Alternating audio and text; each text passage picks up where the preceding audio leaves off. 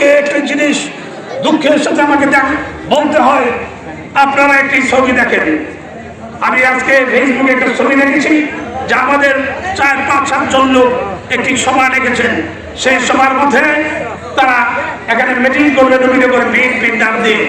আমি এখনো তো সভাপতি নাকি, সভাপতি নাই, তাহলে আমার নামটা এখানে নাই, আমার ছবিও নাই, আপনারা দেখেন। তাহলে তারা কারা? তারা কি চায়? তারা নবীনগর বিএনপির কি? আমি নবীনগর বিএনপির সভাপতি, রানী এখনো সভাপতি, আমাকে ধানের শীষের মনোনয়ন দেওয়া হয়েছে।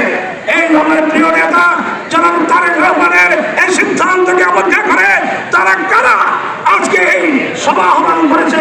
আপনারা একটু দেখেন তারা কি চায়, তারা কে, তারা কি কি করতে চায়।